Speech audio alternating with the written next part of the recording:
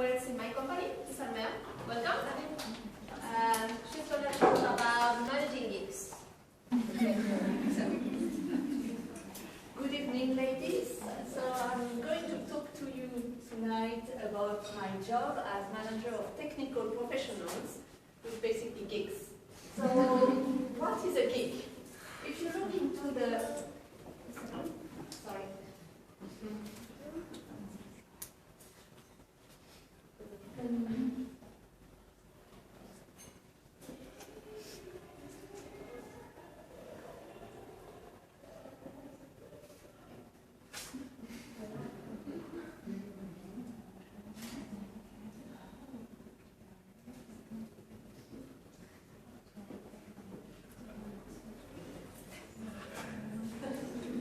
Sorry, we're a bunch of techies.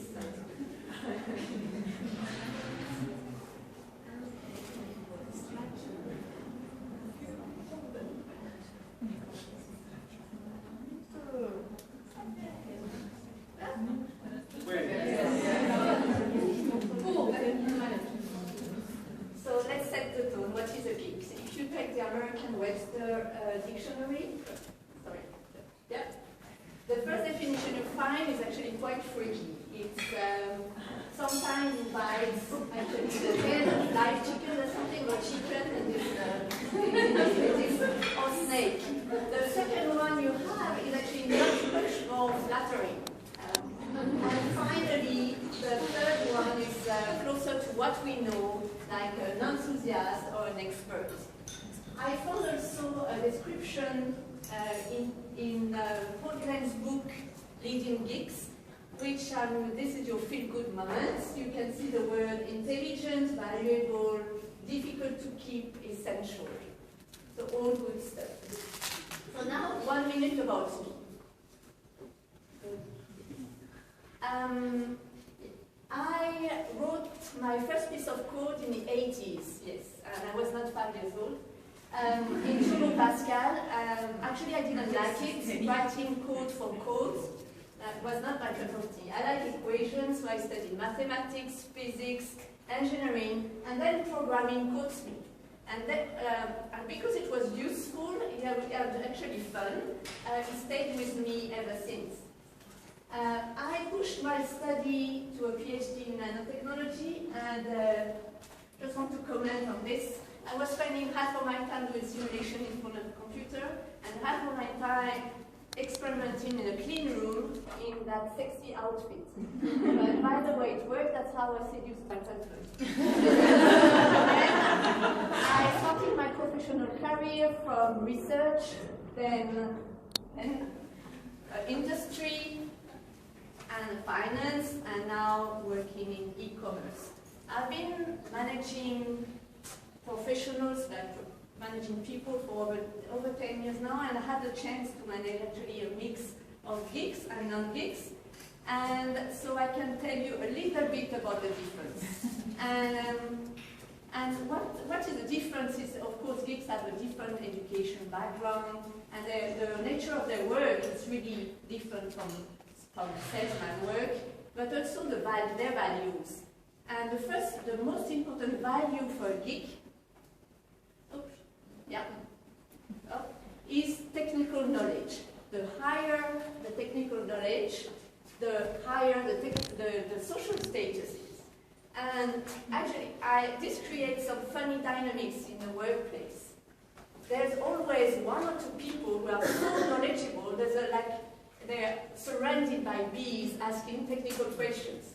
And they're so knowledgeable and so cool that they consulted not only about technical stuff, but also about the best movie to watch or the best color of your next car that you could buy. That's quite funny. The next one is meritocracy. And this can be a challenge for managers. The meritocracy, they transport from academia the idea of meritocracy. So in academia, if you work hard and increase your knowledge, this is success. In the real world workplace, that works slightly differently. So they assume that you're going to do the assessment based on this technical knowledge and not based on productivity, not based on communication skills, not based on managerial skills. And when one of their colleagues is actually promoted thanks to the skills I just said, then they feel betrayed and outraged. So this is something that's a little tricky. Democracy.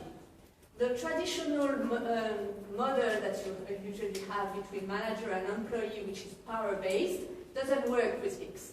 So they need to have a say in every decision, so they need to manage this. And the last one is loyalty.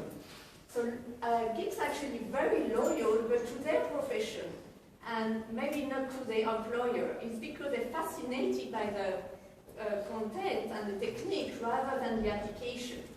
So for managers, it's something to deal in terms of retention. We have to deal with this. So based on all of this, do you need to be a geek to manage Geeks? So what do you think? So if you think yes, please, just curious, can you hold your hand? Raise your hand, sorry, not hold your hand. So you need, yes, so you need to be a geek to manage Geeks, and think no? I'm surprised.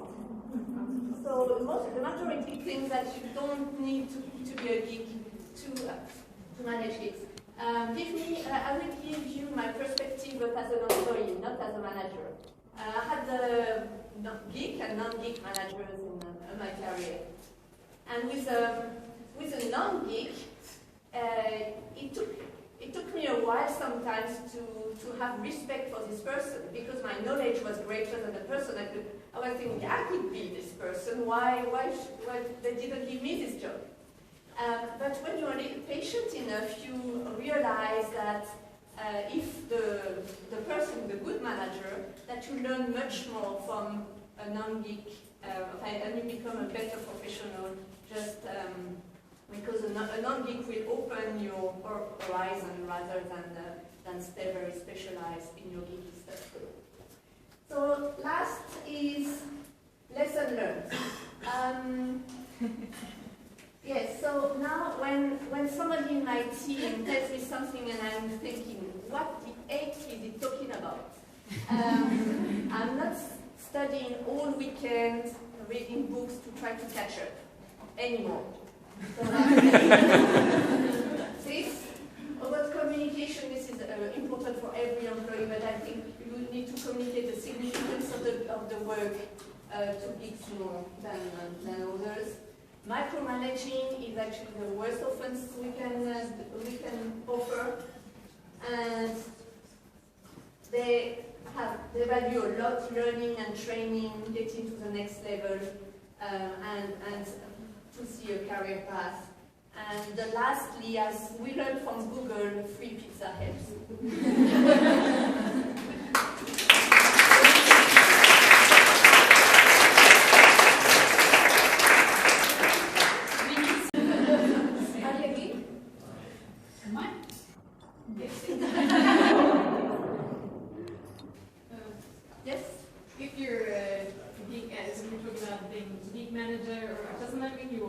Suffer the nuances of being a geek if you're a geek manager. Can you first repeat the question? So the question is, being a geek manager, do I suffer?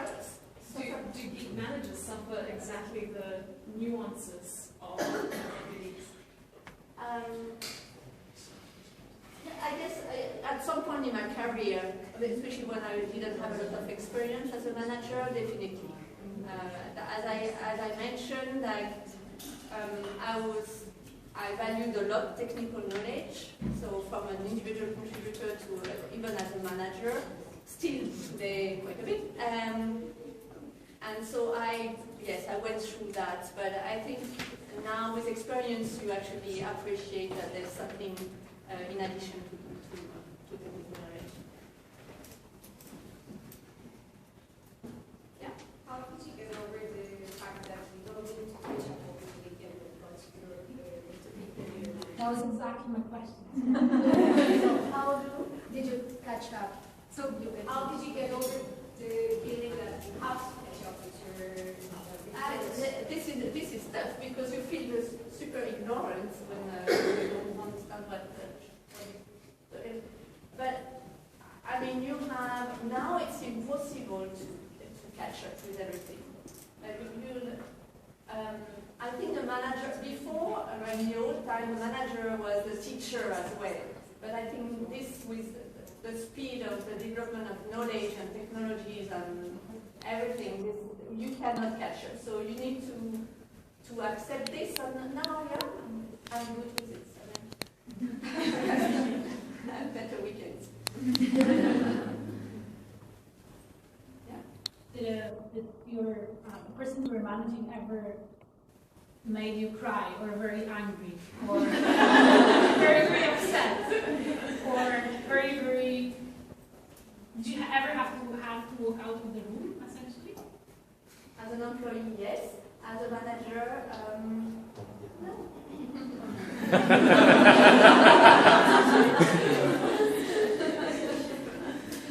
Has any of your employees need to leave the room?